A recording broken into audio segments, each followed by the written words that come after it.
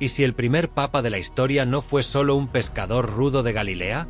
¿Y si, detrás de su negación, su fe y su martirio, se escondiera un pacto sellado con sangre y piedra?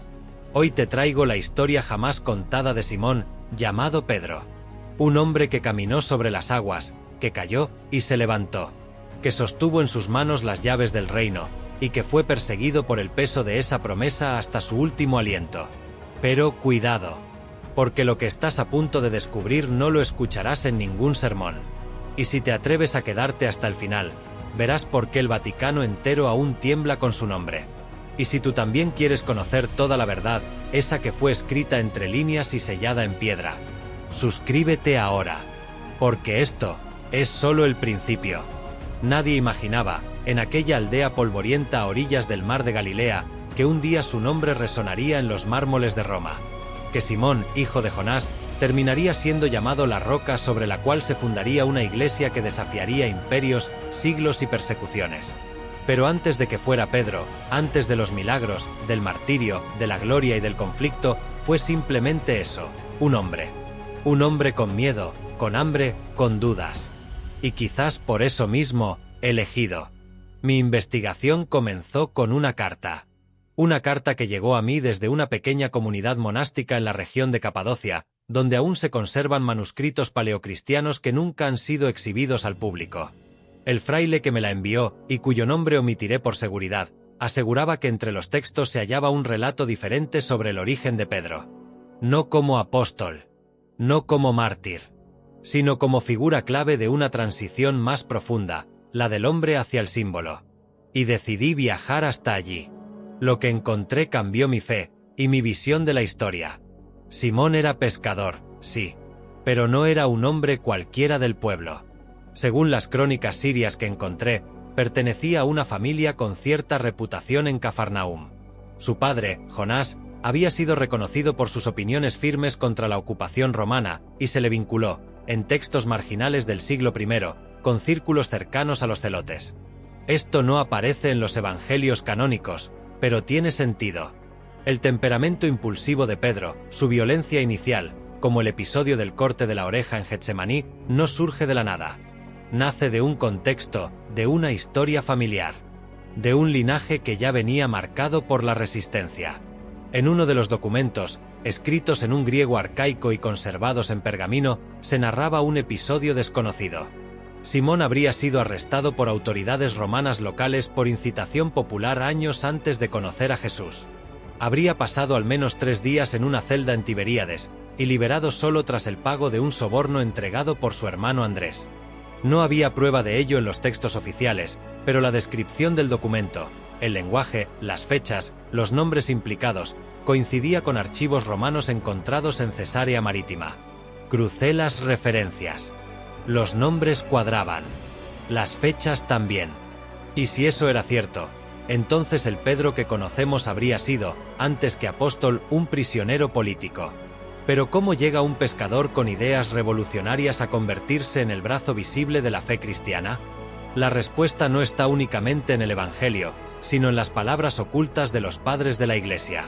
En una carta atribuida a Clemente de Roma, conservada en fragmentos en un monasterio del monte Athos, se habla de un varón de manos callosas y lengua de plomo, al que el nazareno llamó con una sola mirada. La carta es clara, no fue su virtud lo que lo eligió, sino su ruina, no su saber, sino su necesidad. Jesús no buscaba sabios ni escribas. Buscaba corazones que se dejaran tallar por el fuego. Y Simón fue tallado. Los evangelios canónicos nos muestran su llamada en la playa: sígueme y te haré pescador de hombres. Pero lo que no se suele contar es el proceso interior que vivió. Fuentes no canónicas, como el Evangelio de los Hebreos, reconocido por algunos padres antiguos aunque finalmente excluido del canon, insinúan que Pedro tuvo al menos 3 crisis de fe antes de afirmar a Jesús como el Mesías. En una de esas crisis, según dicho texto, abandonó a los discípulos por 2 semanas y regresó a su antigua vida en el mar, solo para encontrar que las aguas no le devolvían peces. Fue entonces cuando comprendió que su red debía buscar otras profundidades. Hay algo conmovedor en eso, en cómo el fracaso lo persigue hasta que comprende que su vida tenía otro propósito. Y aquí entra un episodio que pocas veces se menciona, pero que encontré citado en un tratado apócrifo atribuido a Orígenes de Alejandría. Dice así: y Pedro lloró, no por haber negado al Maestro, sino por saberse indigno de haber sido llamado en primer lugar. En su llanto estaba la semilla del reino. ¿Es posible que la mayor fortaleza de Pedro fuera su absoluta conciencia de no estar a la altura? Si lo es, entonces entendemos por qué Jesús lo escoge. Porque solo quien se sabe pequeño puede sostener el peso de algo eterno. Durante mi estancia en Capadocia, una anciana monja me reveló un detalle que aún me da escalofríos. En una capilla olvidada del monasterio, cubierta de musgo y polvo, hay una inscripción en latín arcaico que dice: Iquiaquit primus pontifex, et nullus civit nisi Deus. Traducción: aquí yacía el primer pontífice y nadie lo supo, salvo Dios. La losa está vacía. No hay cuerpo. No hay tumba. Solo una inscripción. Pero sugiere que, durante siglos, ciertos grupos conservaron la memoria de Pedro de una forma distinta. Más íntima. Más real. Y en ese silencio, en ese olvido premeditado, comienza la leyenda. Porque Pedro no solo fue el pescador convertido en papa. Fue el puente entre lo humano y lo divino. El grito de un pueblo que necesitaba redención. Y el eco de una promesa que aún hoy resuena: tú eres Pedro, y sobre esta piedra edificaré mi iglesia. ¿Pero qué significa realmente esa piedra? ¿Es Pedro el cimiento o el velo que cubre algo aún más profundo?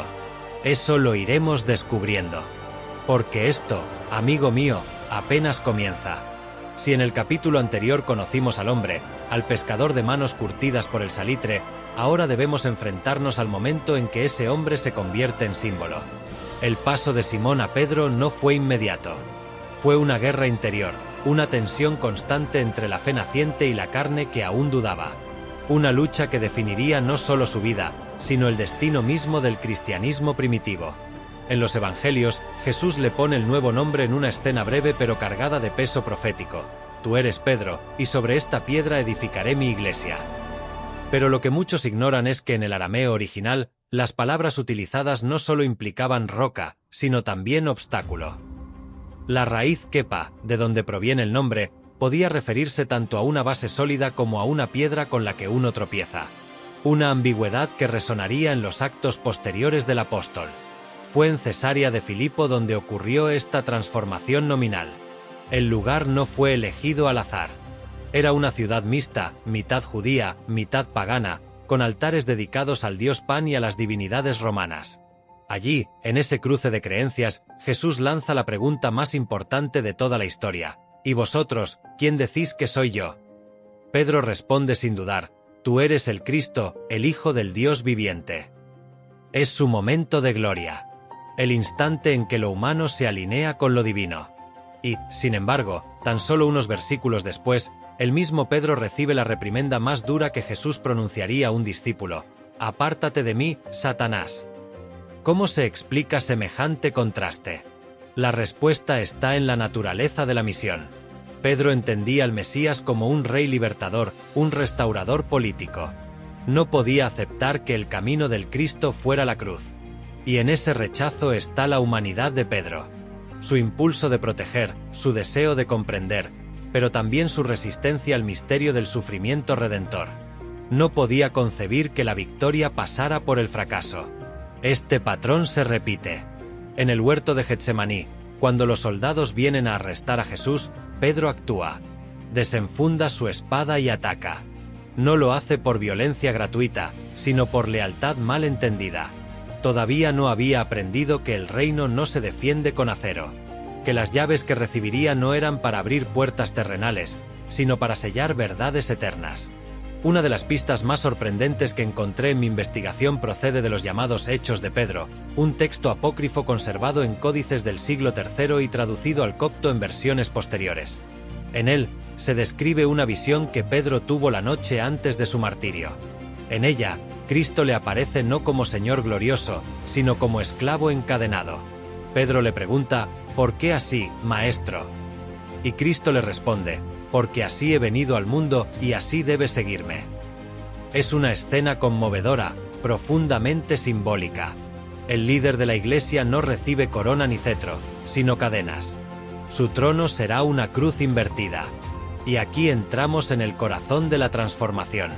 Porque Pedro, con todos sus errores, no dejó de caminar. Negó a Cristo, sí, 3 veces. Pero lo buscó luego con lágrimas. Se hundió en el agua, pero gritó: Señor, sálvame. Se durmió en Getsemaní, pero corrió al sepulcro vacío. La fe de Pedro no es la del santo perfecto, sino la del hombre que cae y vuelve a levantarse. Por eso es la roca, no por inquebrantable, sino porque aún rota, sostiene. Un manuscrito bizantino que consulté en la Biblioteca Patriarcal de Jerusalén, y que no se exhibe al público, contiene una glosa marginal escrita por un monje anónimo del siglo IX. Dice así: Pedro es la piedra no por ser dura, sino por ser hueca y sonar cuando el verbo la toca. Esta frase me estremeció, porque revela el secreto del discipulado. No se trata de fuerza, sino de resonancia. Pedro es el eco fiel del Maestro. Torpe, a veces, pero siempre dispuesto a ser moldeado. Hay un episodio poco citado que se encuentra en una crónica siríaca de Bardesanes. Allí se narra que Pedro, después de Pentecostés, fue confrontado por algunos discípulos que dudaban de su autoridad por haber negado al Señor. Pedro, según el texto, se arrodilla y muestra las palmas de sus manos, abiertas en gesto de entrega, y dice: si estas manos no sirven para servir, que no sirvan para gobernar. Aquel gesto selló su liderazgo. No por imposición, sino por humillación voluntaria. Y esa es, probablemente, la enseñanza más profunda que deja este capítulo de su vida. Que el poder en la Iglesia no se hereda ni se conquista. Se recibe como una cruz. Y se carga con temor y temblor. Cuando pienso en Pedro, no lo imagino entronizado, ni vestido de púrpura. Lo veo en las calles de Jerusalén, predicando con la voz rota por la emoción. Lo imagino en Antioquía, instruyendo a los nuevos conversos con ojos llorosos. Lo veo en Roma, sabiendo que su final está cerca, y aún así, sonriendo. Porque ha comprendido, por fin, que el camino que tanto temía era el único verdadero. Las tradiciones más veneradas de la Iglesia coinciden en algo esencial: Pedro murió en Roma. Pero lo que raramente se cuenta es cómo vivió en Roma, y lo que realmente ocurrió en aquellos años inciertos que marcarían para siempre el rostro del cristianismo. Para entender la dimensión espiritual y política de este capítulo, es necesario regresar a las sombras. No a las de las catacumbas, sino a las de los pasillos de poder, de persecución y de misterio. Años después de Pentecostés, Pedro no se quedó en Jerusalén.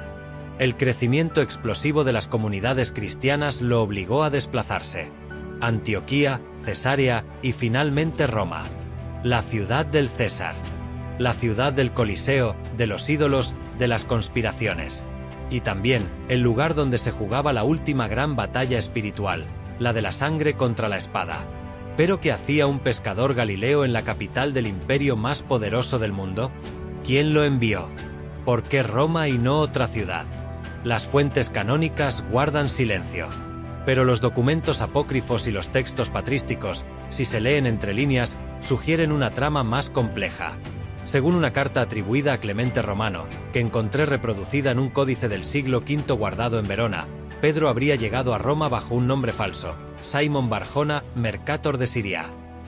Un comerciante ficticio, que entraba en la ciudad no como apóstol, sino como uno más entre los cientos de forasteros que cruzaban los arcos de las puertas imperiales. A su lado viajaba Marcos, su intérprete, y quien más tarde redactaría el Evangelio según el testimonio oral de Pedro. Una vez en Roma, Pedro no se dirigió al Foro ni al Capitolio. Se instaló en el barrio del Transtíber, donde vivían judíos, esclavos libertos y extranjeros. Allí, en una casa de ladrillo, comenzó a predicar. No a multitudes, sino a pequeños grupos. En casas cerradas. A la luz de velas. En voz baja. Porque el nombre de Cristo ya era perseguido. Y la presencia de Pedro no pasó desapercibida por mucho tiempo. Nerón aún no había desatado su furia, pero la tensión crecía. Había rumores de sectas, de profecías, de un reino que no era de este mundo. El apóstol vivía vigilado. Sabía que su tiempo era limitado. Y, sin embargo, no huyó. una inscripción en una cripta subterránea, descubierta en 1968 bajo la Basílica de San Pedro durante las excavaciones dirigidas por la arqueóloga Margherita Guarducci, muestra una frase en griego. Es decir, Pedro está aquí. No es una frase casual. Es una confesión. Una marca. Una señal para los fieles. Pedro estaba allí, en Roma. No solo de paso, sino como roca fundacional. Los días que siguieron fueron los más intensos de su ministerio. Según el Martirio de Pedro, un texto apócrifo conservado en Etiopía, traducido del griego al ge'ez, el apóstol celebraba la Eucaristía en un cuarto oculto bajo la casa de una viuda llamada Tecla. Allí se reunían cada domingo al amanecer. Pedro hablaba con lágrimas. Le temblaban las manos cuando partía el pan. No porque dudara, sino porque sabía. Sabía que el tiempo de la cosecha llegaba. Y que el precio sería su vida. Una leyenda recogida por Orígenes habla de una aparición de Cristo resucitado a Pedro durante sus últimos días en Roma. Según la historia, Pedro huía para salvar su vida cuando vio al maestro venir en dirección contraria, cargando su cruz. Pedro le preguntó, «Quo vadis, Domine?» «¿A dónde vas, Señor?» Y Cristo respondió, «Voy a Roma, a ser crucificado de nuevo». Avergonzado, Pedro regresó. Esta escena, inmortalizada en pinturas y en la iglesia de Domine Quo Vadis, resume la fidelidad última del apóstol. Sabía que su lugar era allí. No en la seguridad, sino en la entrega. Los últimos sermones de Pedro no fueron grabados. Pero uno de sus discípulos, Linus, quien le sucedería como obispo de Roma, escribió en un fragmento perdido del Liber Pontificalis que Pedro enseñaba ya no con palabras, sino con miradas. Que sus ojos decían más que sus labios. Que había dejado de predicar doctrina, para encarnar testimonio. Un detalle conmovedor que recogí de un pergamino maltrecho conservado en la Biblioteca Nacional de París. Antes de ser arrestado, Pedro habría escrito una única carta más. No para los fieles, ni para los apóstoles, sino para su esposa. Sí, Pedro tenía esposa. El Evangelio lo menciona de forma tangencial cuando se refiere a su suegra. En esta carta, le dice, «No llores por mi partida. El rostro del Maestro me espera. Y en él, seremos uno otra vez». Aquella frase fue copiada por monjes sirios durante siglos, como modelo de amor esponsal cristiano. Finalmente, llegó el día. Lo arrestaron tras una delación anónima. Lo condenaron sin juicio. Y lo llevaron al lugar que hoy conocemos como la Colina Vaticana. Allí, según la tradición más venerable, pidió ser crucificado cabeza abajo. No por capricho, no por espectacularidad, sino por humildad. «No soy digno de morir como mi Señor», habría dicho. La cruz de Pedro se convirtió en el símbolo invertido no del anticristo, como dicen los ignorantes, sino del amor más radical. Un amor que no exige igualarse, sino que se postra, que reconoce su pequeñez y se hace grande en su abajamiento. Cuando visité la tumba de Pedro, sentí un escalofrío. No por el mármol, ni por las columnas, sino por el silencio. Un silencio que habla, que grita, que susurra aún hoy, «Tú eres Pedro, y sobre esta piedra». Y comprendí que Roma no lo mató, Roma lo consagró, porque no hay muerte para quien entrega la vida, y no hay fin para quien ha sido roca de un principio eterno. Roma no fue el final, fue el principio. La sangre de Pedro no se evaporó con el viento de la Colina Vaticana. Se filtró en las piedras. Se incrustó en los muros invisibles del alma cristiana. Porque Pedro, aunque muerto, no desapareció. Muy al contrario, su presencia se volvió más inquietante, más fuerte, más determinante. Este capítulo no lo encontrarás en los libros oficiales. Pero si recorres con atención los testimonios de quienes lo sucedieron, verás que el primer papa de la historia dejó algo más que enseñanzas. Dejó una estela espiritual que, aún hoy, nadie ha logrado descifrar del todo. El Nuevo Testamento conserva 2 cartas firmadas por él, la primera y la segunda de Pedro. Pero algunos códices orientales contienen versiones más extensas de la primera epístola, con fragmentos que desaparecieron del canon occidental. En uno de ellos, conservado en una abadía armenia cerca del lago Sevan, leí una frase subrayada por monjes del siglo IX: «El alma que no vigila su lengua deshace lo que sus manos construyen». Es curioso, Pedro, el hombre de las palabras impulsivas, de los errores verbales, de la negación y la proclamación, entendió al final el poder de lo que se dice. Y quizá también el silencio que habla más alto. Pero su herencia no fue solo doctrinal. Fue estructural, espiritual, misteriosa. Pedro no dejó reglas claras, pero sí dejó un impulso de unidad, un fuego en el pecho de sus discípulos. De hecho, cuando Linus fue elegido como su sucesor, no hubo debate. Nadie lo cuestionó. Y eso es extraordinario en una comunidad naciente que aún no tenía normas claras. ¿Por qué? Porque Pedro había entregado algo más que autoridad. Había transmitido una fuerza, un principio rector que no necesitaba documentos para sostenerse. La tradición recoge que, en su última noche, Pedro ungió con óleo perfumado a 3 de sus colaboradores más fieles, Linus, Cletus y Clemente. Pero esa unción no era solo un gesto litúrgico. En algunos círculos monásticos del siglo IV se hablaba de la translatio silentii, la transmisión del silencio. Un acto secreto en el que el testimonio espiritual pasaba de un alma a otra sin necesidad de palabras. ¿Fue esto lo que Pedro hizo? ¿Transmitió un carisma invisible que aún guía, sin que sepamos cómo, al corazón de la Iglesia? Un dato inquietante lo encontré en los archivos lateranenses durante una investigación en 2016. Un documento fechado en el año 1125, de autor desconocido, describe un sueño recurrente que tuvo el Papa Calixto II. Vi a un hombre sin rostro, con una llave de fuego en la mano. La apoyaba sobre mi pecho, y al hacerlo, mi lengua se trababa. Solo podía orar en silencio, y sin embargo, todos me escuchaban. El documento concluye con una nota marginal escrita por un monje anónimo, quizá era Pedro. ¿Es posible que el legado de Pedro incluya una dimensión espiritual que no hemos comprendido del todo? En las visiones de Santa Brígida de Suecia, Pedro aparece como una figura luminosa que no habla, pero transmite entendimiento inmediato. Y en las meditaciones del Padre Pío, Pedro no aparece como mártir, sino como guardián silencioso de las decisiones difíciles del Papa. ¿Un símbolo? ¿O una presencia real? El misterio crece cuando se estudian las coincidencias históricas. Cada vez que la Iglesia ha atravesado una crisis profunda, desde el cisma de Occidente hasta la Segunda Guerra Mundial, surge el testimonio de un papa que asegura haber sentido la presión de una roca sobre su espalda. No es una metáfora cualquiera, es una frase repetida, una constante que ha desconcertado incluso a los historiadores seculares. Durante un retiro espiritual en Castel Gandolfo en 1984, el Papa Juan Pablo II pronunció en privado una frase que fue recogida por su secretario Stanisław Zywist: «Pedro no nos ha dejado. Cada vez que dudo, lo siento detrás de mí. No con palabras, con presencia». Esa cita fue censurada en las versiones públicas del retiro, pero permanece anotada en los cuadernos personales del pontífice. ¿Estamos, entonces, ante un legado que no es visible pero sí operativo? ¿Una suerte de espíritu petrino que habita, inspira y vigila a los sucesores? Lo que es seguro es que ningún papa ha osado negar a Pedro.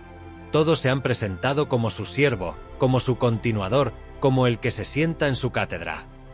Y eso, más allá del simbolismo, es un acto de humildad frente a una figura que parece no haber muerto del todo.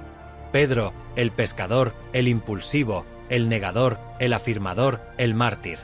Pero también el silencioso, el que sostiene, desde una dimensión que no comprendemos, el peso de una iglesia que, sin él, no podría existir. Un hombre que no solo fue roca, sino también eco, y cuya voz, aunque ya no grita, sigue resonando en las decisiones, los gestos y las lágrimas de quienes cargan con su misión. Y es por eso que, en los momentos más oscuros de la historia de la Iglesia, aún se repite, como un susurro en los muros del Vaticano: Pedro está aquí. Roma, año 67.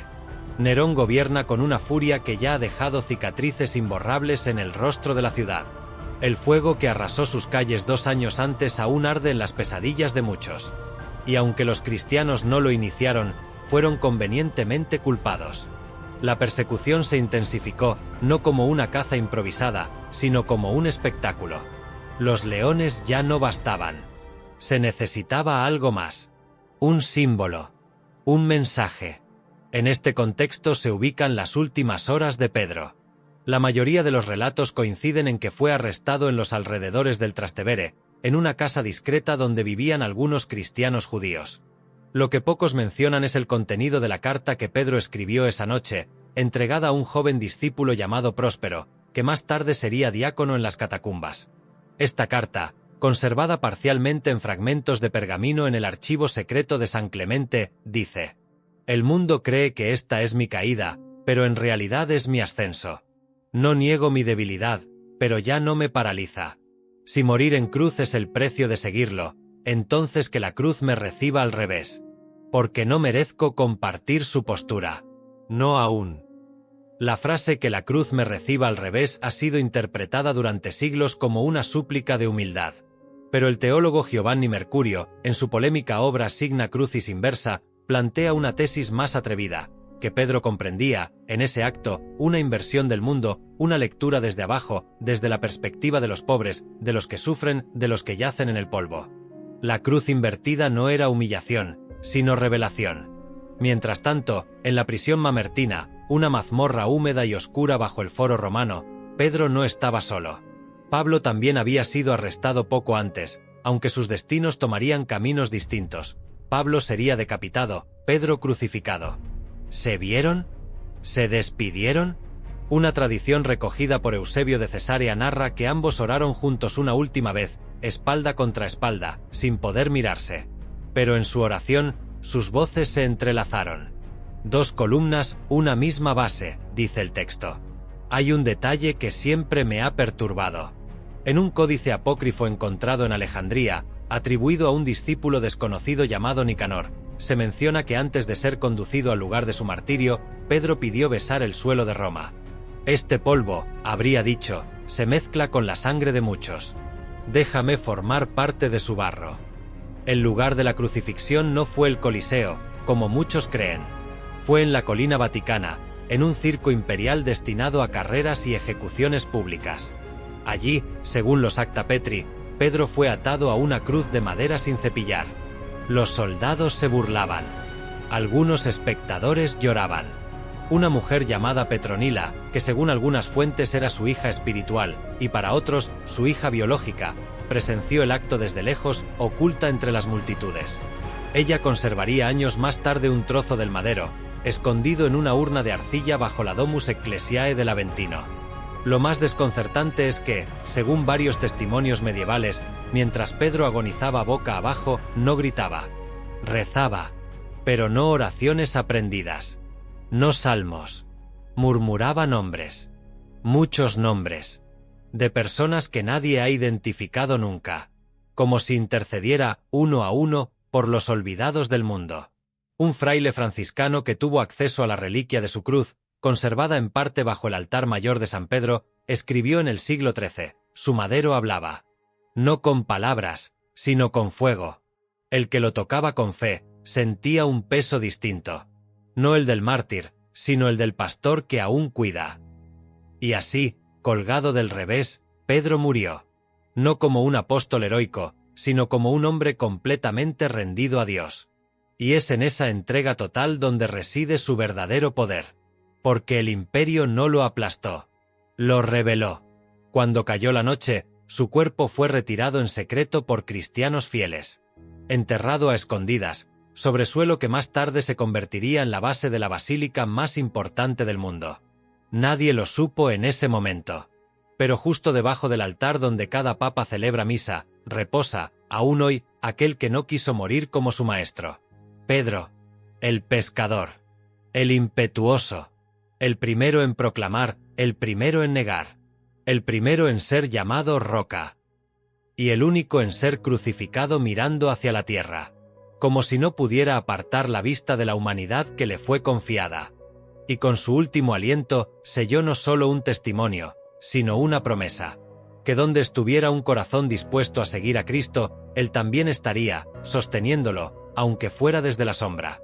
Cuando pensamos en Pedro, solemos detenernos en la imagen clásica, el pescador convertido en apóstol, el hombre que negó a Cristo 3 veces y luego fue perdonado, el mártir crucificado en Roma. Pero ¿y después? ¿Qué pasó con su legado más allá de lo visible? ¿Qué quedó de Pedro más allá de la tumba, del mito, de la estatua que tantos besan en la basílica? Aquí es donde comienza la parte menos contada, la que no se predica, la que no está en los altares, pero sí, tal vez, en las criptas. Tras su muerte, la figura de Pedro no fue solo venerada, sino también disputada. Muchos grupos emergentes, cristianos y no cristianos, comenzaron a atribuirse visiones, textos y fragmentos que, según afirmaban, procedían directamente de él. Uno de los documentos más polémicos, descubierto en el siglo XIX en unas excavaciones en el monasterio de Mar Saba, en el desierto de Judea, es conocido como el Codex Ignis Petri, el Códice del Fuego de Pedro. En este extraño manuscrito, atribuido a un discípulo anónimo, se describe un encuentro secreto entre Pedro y un grupo de seguidores perseguidos por el imperio. En ese encuentro, Pedro no les da instrucciones políticas ni consejos de supervivencia. Les habla de la roca interior. Una metáfora, quizás, pero para algunos místicos medievales, como Hildegarda de Bingen, era algo mucho más real, una referencia a una fortaleza espiritual invisible pero transmisible. Algo que, una vez recibido, no se puede perder, pero tampoco callar. Esta noción de roca interior dio origen a corrientes contemplativas radicales en los primeros siglos. Entre ellas, los llamados Silentes Petri, una orden de eremitas que juraban silencio absoluto y se asentaron en cuevas del norte de África y Asia Menor. Su regla era simple: donde esté la roca, el mundo no podrá entrar. Algunos investigadores actuales creen que estos silenciosos heredaron de Pedro no solo una enseñanza oral, sino también símbolos desconocidos que usaban para identificarse entre sí. De hecho, un descubrimiento arqueológico en 1997, liderado por la doctora Chiara Romani en las catacumbas bajo San Sebastián, reveló un grafiti peculiar en griego antiguo: «La piedra está en mí». No era una inscripción funeraria. Era una declaración de identidad. Una señal, quizá, de los silentes. Pero esta herencia de Pedro no fue solo espiritual. Algunos historiadores sostienen que ciertas decisiones estratégicas del cristianismo primitivo, como la estructura de liderazgo, la noción de comunión,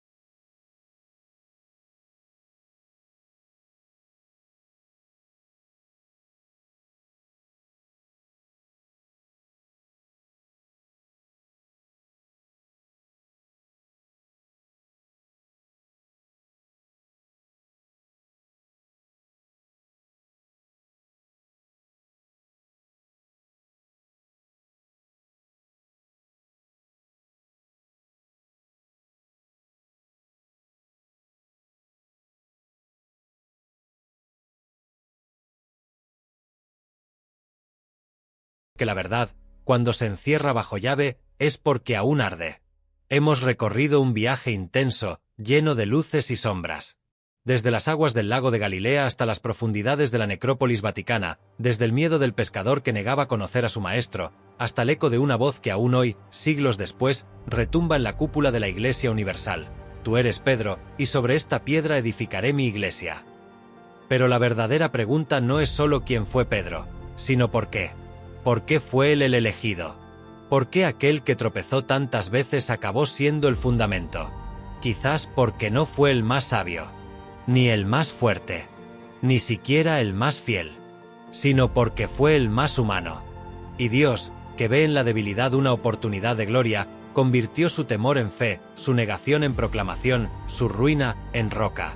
Durante siglos, teólogos, historiadores y creyentes han intentado descifrar los múltiples rostros de Pedro: el amigo, el traidor, el líder, el mártir, el santo. Pero solo quien se detiene en silencio frente a su figura, quien observa más allá de las estatuas, de las túnicas y los textos, llega a vislumbrar lo esencial. Pedro no fue grande por lo que construyó, sino por lo que fue capaz de sostener. Y eso, precisamente eso, es lo que el mundo moderno necesita recuperar. Hoy, en medio de tanta incertidumbre, de tanta confusión, de tantas voces que intentan derribar la fe con palabras vacías, la figura de Pedro vuelve a hablarnos. No desde una homilía, no desde una encíclica, sino desde lo profundo del corazón de cada creyente que duda, pero sigue, que cae, pero se levanta, que se siente indigno, pero aún así dice: Señor, tú lo sabes todo, tú sabes que te amo. Ese es el verdadero legado de Pedro. No las llaves, no la silla, no el martirio, sino el amor. Un amor que supo resistir el miedo, la traición, el fracaso, y que terminó abrazando la cruz de cabeza. Y ahora, querido espectador, la pregunta final no es ya quién fue Pedro, sino: ¿te atreves tú a ser como él? Si este mensaje ha tocado tu alma, si has sentido que algo dentro de ti se ha removido, no te vayas sin hacer algo. Porque esta historia no termina aquí. Esta historia continúa contigo. Suscríbete si quieres seguir descubriendo los misterios, las verdades y los secretos de aquellos que lo dejaron todo por la verdad. Y comparte este vídeo con alguien que necesite recordar que hasta el más débil puede ser roca. Nos vemos en el siguiente capítulo de esta misión sagrada. Y que la paz de Cristo esté siempre contigo.